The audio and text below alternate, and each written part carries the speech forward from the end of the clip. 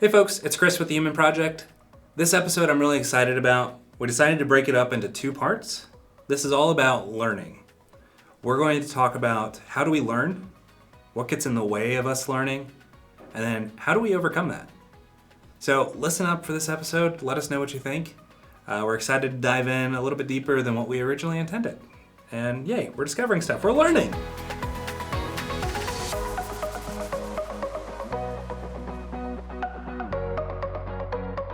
Salutations, Mark. Greetings, Mr. Chris. How's it going? It's good, man. How you doing? I'm well. Good. I'm learning to enjoy this. This is good. Learning to enjoy. Yeah, so this is the first time we have done a two-part episode, two-part series. A series, yeah. Yeah. We'll call it a series. We Yeah, don't even we'll know what figure to out call it. 'Cause right. We're just trying it for the first time. It's brand new. But we got talking about a super passion point of ours, which was learning. And it ended up getting sidetracked from what we originally intended. It was a beautiful sidetrack. Yeah. I hesitate to call it a sidetrack. Yeah, it was that's a true. main track. We got pulled to where God wanted us to get pulled to. Yeah. And talking about how learning ultimately glorifies Him. And we learn about Him and experience relationship with Him. Yeah. I think we left some stuff on the table, though, that I think it'd be helpful to go back and articulate and flesh out a little bit further. Yeah. So one of the things that when we think about learning, there's all kinds of mediums of how we can learn. So we talked about books. Yep. It's no surprise. We talked about articles. I don't think we referenced a specific book, though. Oh, no, you did. I take it back. Did I? What book did I reference? I don't remember that book. We just filmed it 30 minutes ago. I don't remember. It was the latest book you referenced. There you go. Have to keep a running tally. But what other ways do people learn? I think a lot of information intake we referenced last time too, like articles are my favorite starting point. YouTube videos, hey, podcasts. Hey! I highly recommend listening to podcasts. Yeah, there's this really great podcast. Is there really? Tell me more. Called the Human Project Podcast. Sounds amazing. It does. It's two buffoons that just love talking about stuff, and people seem to get value out of it. I hear they like to open up cans of worms. Sponsored by. Sponsored by cans of worms. No, we said we're not going to make that. Oh, I'm sorry. I'm sorry. Ignore the cans of worms. Okay, so YouTube videos. Podcasts. Learning from mistakes of others. Okay, mistakes of others. Experiences ourselves. Community, like wrestling through with other people, gaining others' perspectives, and actually having, wrestle and conversation. Yep, we talked about that last episode. Yeah. One that we do a lot is we go in and train. Like classroom, lecture, what you might call formal interaction, training. formal learning. There you go. That's a good word for it. All the others, I think, are informal in some way, shape, or form. Tend to be. There's a continuum. But more formal learning, like sitting in a classroom. And I think that when we talk about learning or we talk about training, that tends to leave a bad taste in a lot of people's mouths. Right. Some person's going to stand up front, talk at me for hours on end, clicking onto the next slide, I think is what a lot of people envision with that type of approach, because that's a common way of training. Yeah. I remember in high school, I had a teacher. She was our world history teacher, and she lived in Germany for a couple years. Okay. And we didn't really enjoy her teaching because it was very much that, just like, she had some stories, but most of her stories were about her life in Germany. Okay. And then we had tests on all these dates in history. And thankfully, I'm really good at numbers, but most people hated it. But I remember we would be able to intentionally distract her because we were trying to avoid the suffering of just going through, reading through the book. Yeah. And we would just ask her about her life in Germany, and then class would be over by the time you know it. Oh, wow. Did you know that in Germany there's a quiet hour that you have to tie bells together? So any wind chimes or something you have, they can't chime. At least that was the story as told by her. I still remember that. That was the biggest thing I remember from our history class. Which wasn't in the book that she read to you every day. Yeah. But I think people get a bad taste of that, and then they don't want to ever do formal learning. And I know with our professional work, so in organizations and businesses, we do a lot of training and teaching. And then we also do the same thing for our nonprofit, Yeah. for Equipping Ministries International Mm-hmm. and the Human Project. Yeah. We experience people's, like, it's fun to watch people's experience, I guess is what I would say, as they see a different type of training, as they experience that. And we hear a lot at the end, which is a bit of a weird compliment to hear. It's kind of hard to hear sometimes. People get to the end of class, they're like, this is not at all what I thought this was going to be. Yeah. Like, well, that's because you thought it was a person reading off slides, so I get you. At the risk of us sounding like we're giving a sales pitch for this. Yeah. I want to make sure that we're not doing that. But I want to shift it towards how do human beings learn and how can they learn in a formal environment? It's like, the best way we can help people at this point, I think, is to serve as invitation to deeper ways of learning. Yeah, right. There you go. And we do it out of our experience, but we're not saying, hey, come buy a class from us. I mean, we will if you want to come, but really it's an invitation for you to explore different, deeper ways of learning. Yeah. Or I'm sure we'll also have like pastors, teachers, people that are leading communities. Yeah. These are great tools for them to be able to use in practice. Yes. With their areas of learning and helping people learn. Because we talked about the last episode, just about everything is some form of learning. Right. So there's this concept that we really like, and it's called training from back of the room. Which is TBR. We have to make it an acronym because that's what we do. Yeah, I mean, it was used in organizations, so every organization has their acronyms. But one of the things that I first heard the name, and I'm like, that's a weird name. Like, you can't train from the back of the room. You have to train from the front of the room. Right. And that's, I think, what most people are accustomed to is, like you mentioned, slide deck, clicking the next thing. Very much like Ben Stein and Ferris Bueller's Day Off. Anyone? Questions? Bueller. Yeah. But in training from back of the room, they talk about these principles of learning and how there needs to be safety first and foremost for us to learn. Like if we don't, we revert back to showing up at a new situation, which most of the time formal learning is showing up, you're meeting people you haven't met before. It's maybe in a space that you haven't been in before. And so how do you invite people in so they feel safe and then their brains are actually able to form connections without being flooded? Yeah. So that's first and foremost. And then there's other brain principles like we learn more when we're moving. Physically moving. Yeah. Instead of sitting in the same spot for hours listening to somebody lecture at us. Yeah. We learn more when we're the ones talking instead of listening. So as a learner, when we're talking, we're learning. As opposed to just hearing information. There's studies that have been shown it's like 90% comes in one ear and out the other. Wow. I want to know how they measured that because sound waves don't tend to come out my ear.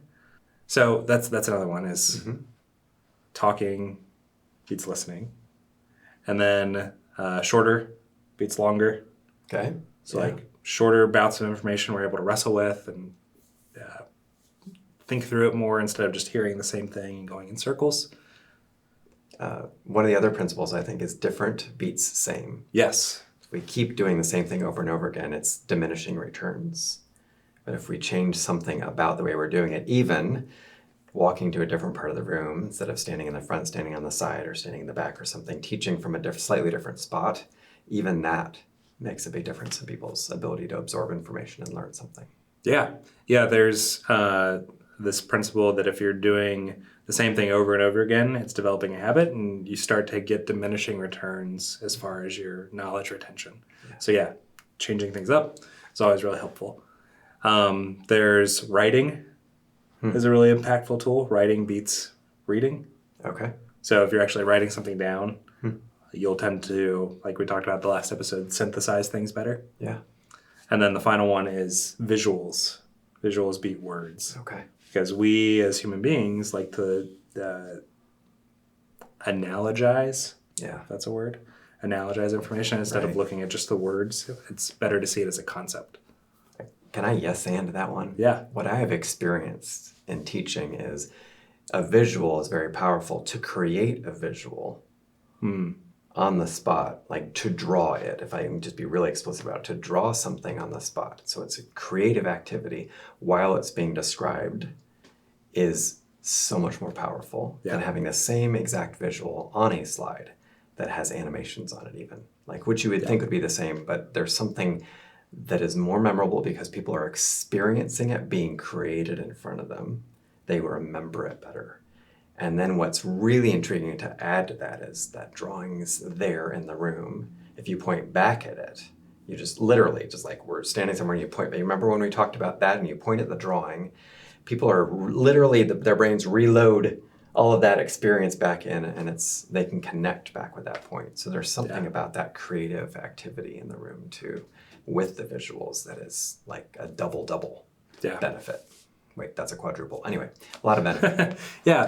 And I think that's the case for all of them. I love that idea of drawing and doing that, and which has been a big challenge for me because I have terrible handwriting and I am not artistic at all. But it's something that there's tools out there like Vocablo and things that make things really simple for people that could be interested in doing that or using that with their small groups, their teaching, etc., in order to help shift their paradigm of how they learn. Because I think without those, there's a lot of things that get in our way. Yeah. There's our feeling of overfamiliarity, which we talked about. Oh yeah, I know where you're going with this. Not being willing to say we don't know something. Like that's almost like a judgment on ourselves. What other ways have you seen challenges or inhibitors for learning show up? I'll pull back in something you said earlier, which was a safe place, right? We're trying to create an environment that invites people to be vulnerable because it requires a humility or a vulnerability to say, I don't know, or I'm still learning, or something like that. And in environments where that is not perceived to be safe to say, people will not learn much. So that's a key inhibitor for people actually learning, is that they can show up and say, like, that's interesting. I don't know. Tell me more about that, which says I don't know fully what you're talking about. Yeah, it's almost like our need to be seen as the expert in everything. Right. And that's just not attainable. That's just not achievable. Yeah. I've also seen people resist learning when it is a threat to their perceived power or something that's a benefit to them, right? And they will tend to show up, like in a classroom environment, they will tend to show up as the people that might be doing something called stump the chump, where they're trying to throw questions at the instructor to show the instructor, cut the instructor's standing out from under them, or just generally resist.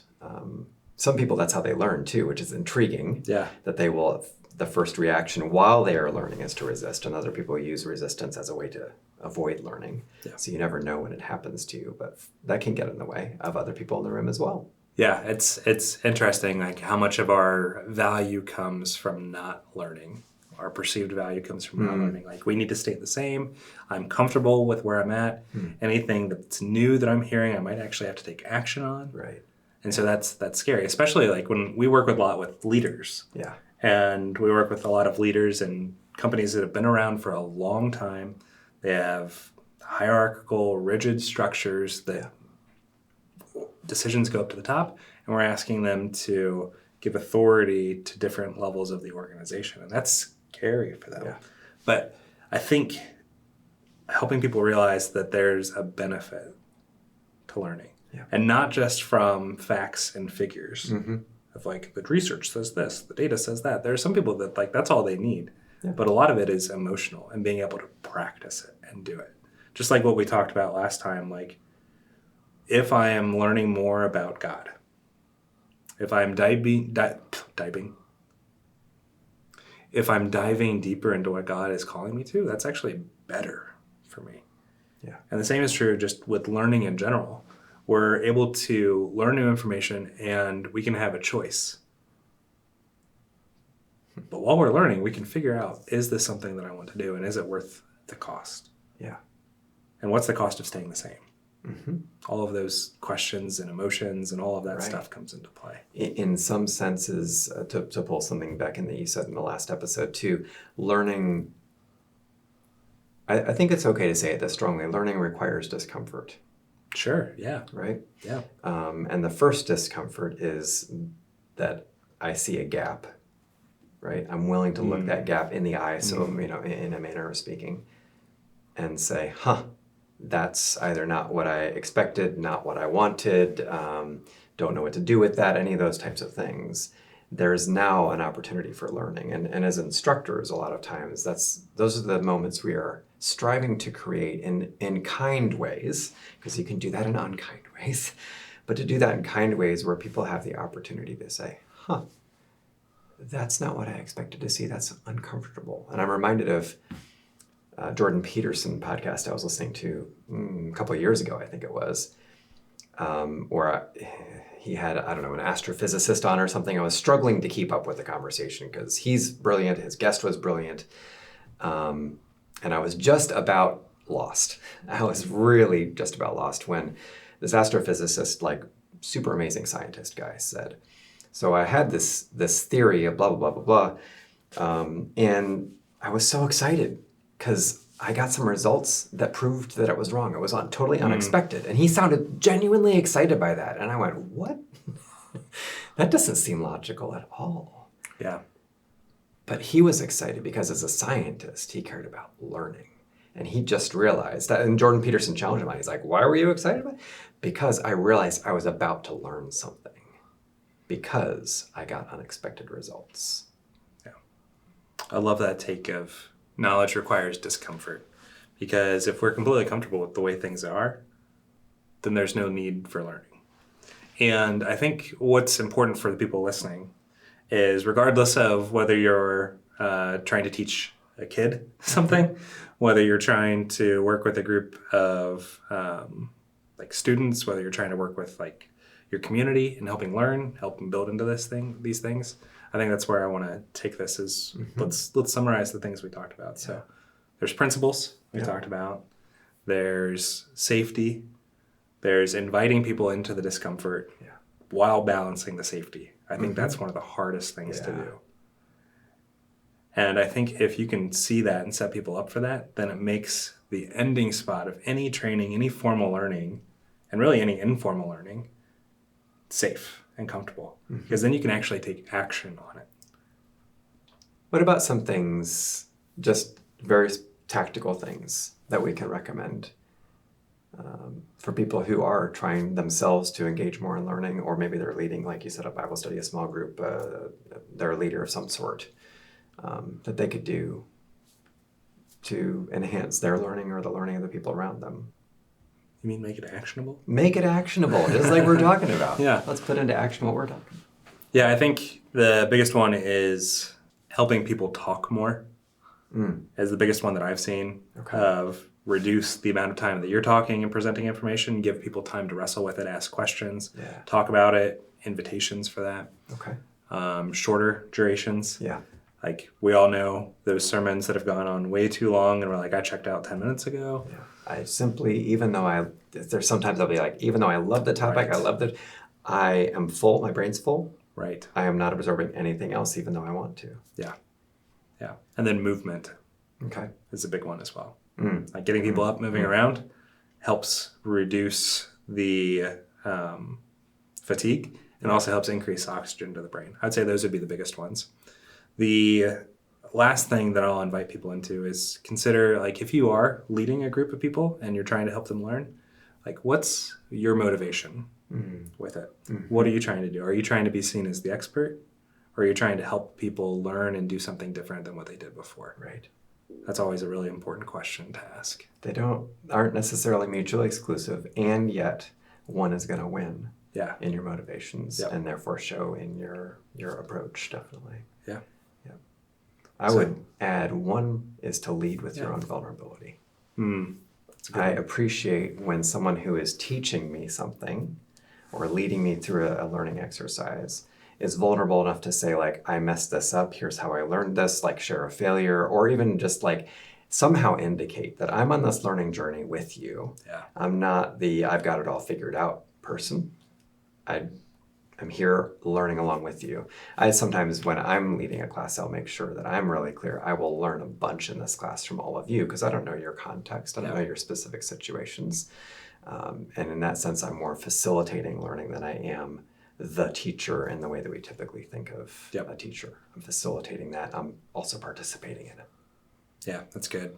The reason why we're so passionate about this stuff is because we've been in that boat of the read off the slides person. I'll impart my knowledge unto you Right. kind of person. Yeah. And it's really, we're helping people make connections. That's, I think, the value that we see now. And we've learned that that's really what we care about. So leverage some principles of what we talked about here, help your people learn better. Excited to hear what you think. Let us know in the comments.